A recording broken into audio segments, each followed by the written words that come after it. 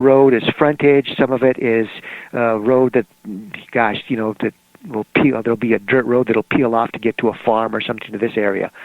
And in this one part of Old Route 66, and I'll be vague about this because I don't want people to traipse all over the area there. From where we were at, you could look on up to the area of where Emma Tress disappeared. Not the exact spot, but the location. And this part of Old Route 66 dead ends. And there's going to be farmhouses, roads off of this part of Old Route 66, and you're going to get traffic there maybe only from 7:30 in the morning to 6 o'clock at night. The rest of the time that whole road is to yourself because that's how desolate it is. So we get there, and we're going to do an investigation. We've been there before, but now we're ready for this, and we get out of my pickup truck, and we start walking on up this road towards where it dead ends, where there's like a kink in it. And she gets locked on, and when she gets locked on, she's kind of like does like the zombie stomp in a slight way. In other words, she's in another world, and she'll get to a spot, and usually something happens or we find something there. So we're about 40 yards away from the pickup truck, and one of my flashlights malfunctions. We have two flashlights. It's nighttime. It's around like midnight, and I look at her and I said, "We got to go back," and because the other flashlight, look at how the beam is. I said, I tested them before we got on out. And she says, "No, Allan, there's something up in the trees up there ahead," and gosh, I don't know what 100 yards ahead of us where these trees point to where these trees are, and there's something there. And I've been enough investigations with her to know that she's correct. Now she had moved away and went to Corcovado, etc., but this is before that, and now she's back in the USA. But so I said, okay, stay there, but stay right there. I'm going to run back to the truck, and I've got two other flashlights underneath the seat there, and I'm going to come back, and these lights better work, and if something happens, then we're going to change plans. So I get the two flashlights. They work fine there in the cab. I close the door, and all of a sudden I hear, where there's a small little clearing, some beautiful, beautiful baritone music. And the best way to describe this, and I think I described it to you before this way, and I'll do it again. It would be as if I didn't see this, but it's in my forehead, as if it would have been William Conrad. He used to be the voice of the Lone Ranger in the 1950s radio dramas. He also had a private eye show like in 1970-71 called Cannon. That type of baritone type of voice. And I saw a guy like that in my mind, of this guy singing this baritone, beautiful cowboy love ballad, strumming a guitar, big, beefy, strong fellow with like a flannel type shirt. And I got the flashlights, right? So I have the flashlights, and the beams are full on, and I'm looking, where is this hobo who is singing to me? I mean, it's got to be somebody on out there, some prankster. And then I look on up the road, because I don't see anything in this small field, this glade, and I see the Boricua, and now she is not doing what I told her, and she is walking on up the road in that kind of slow zombie type of stomp, because when she gets locked in, it's remarkable, the clarity, the power that she has. So I turned the flashlights again on over, and I'm looking, and I'm not in my mind saying, this cannot be happening. I'm being tricked. And I move a little bit forward to where this voice is, and the voice recedes, and now it's not 6 feet away from me. It's gone back to maybe 12, 15 feet, but now it is about maybe 10, 11 feet in the air. It's not at face level. How can this happen? And that's how strong this voice is. But it's a wonderful, wonderful ballad. So I again, a quick look. I can see it going on up the street, the old highway, Route 66. I yell at her. I do the flashlight. She's in another world, and she's going on up there. And I don't want to lose this voice that's moving away from me.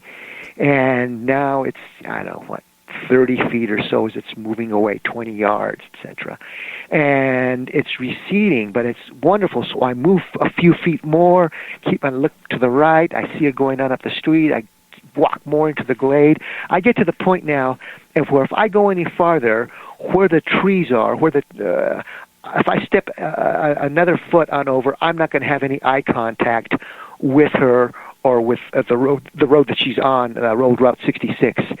And I say, I cannot let her get out of eye contact.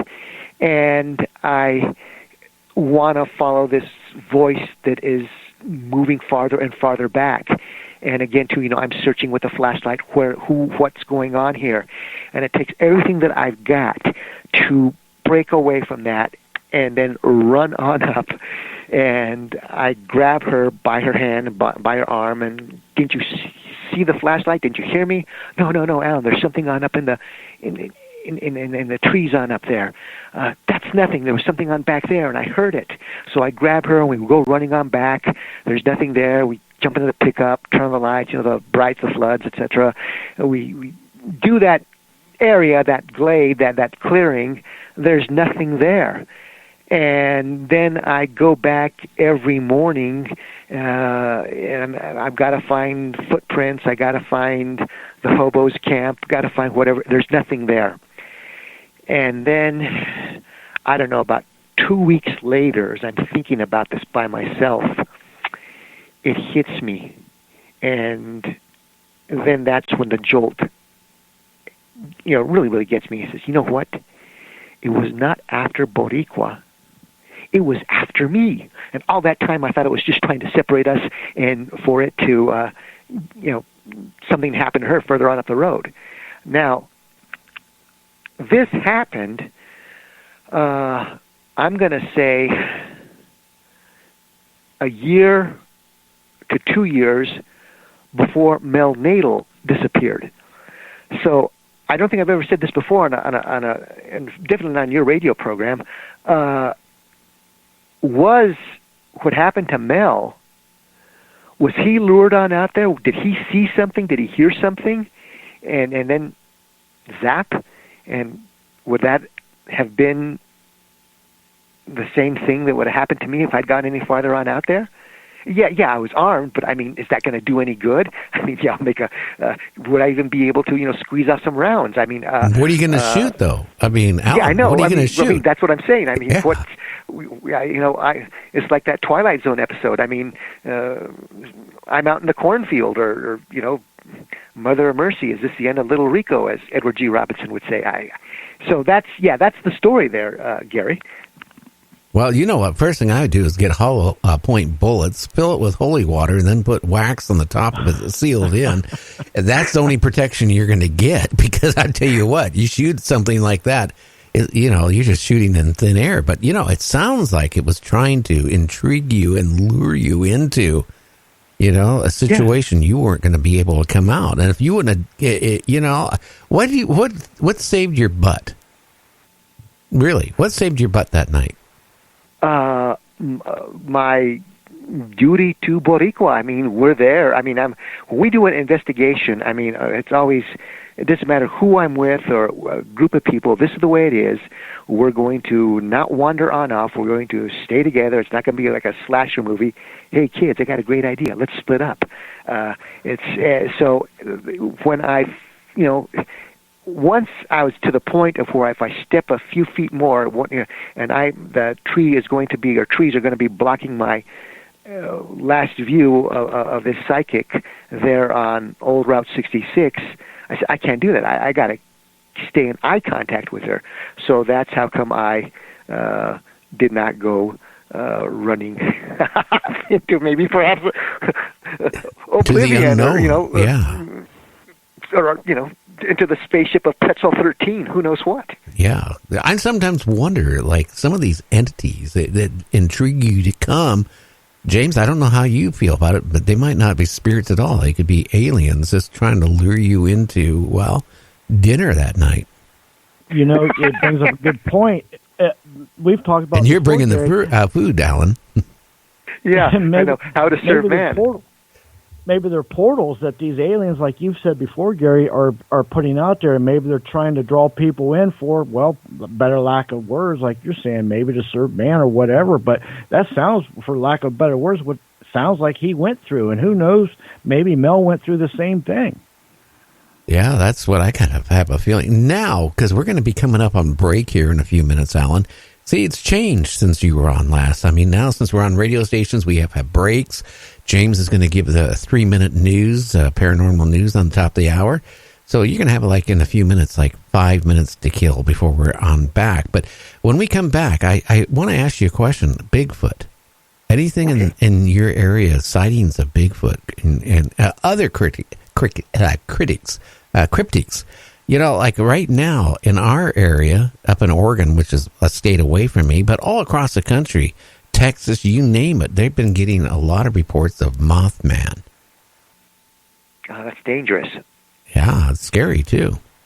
Well, no, I'm talking about what Mothman was linked to as far as the Point Pleasant Bridge falling. Yeah, okay, we'll go into that on the way back there. Yeah, okay. Yeah, that you know, it's not just that. Thunderbirds are being reported. I posted up on our website, was that about 2 weeks ago, about a Thunderbird that was spotted. And was that Pennsylvania, James? Yeah, I believe it was Pennsylvania and through that area. Yeah, absolutely. Matter of fact, it was Pennsylvania, New Jersey border area, yeah. Yeah, so there's a lot of... Why I can't even talk straight tonight, you know that. Yeah, cryptics out there, you know, that are being, you know, spotted. And some of these things I can maybe think is because they're being more noticed because of the climate changes that's going on, the magnetic fields and stuff like that. Maybe we're going to start seeing more strange things that we haven't seen before. And, you know, I'm just kind of curious in your area, Allan. So we're going to be back in about 4.5 minutes with Allan. And then we're going to talk to him about, you know, like Mothman, Bigfoot. Then we're going to get into what he does for a living and how you can go and be on a tour and have fun and all that stuff. And we'll be back. You're listening to me, Gary, on Night Dreams Talk Radio After Dark, and James out there, which I know he's done eating his sugar frosted flakes. We'll be back. Yeah.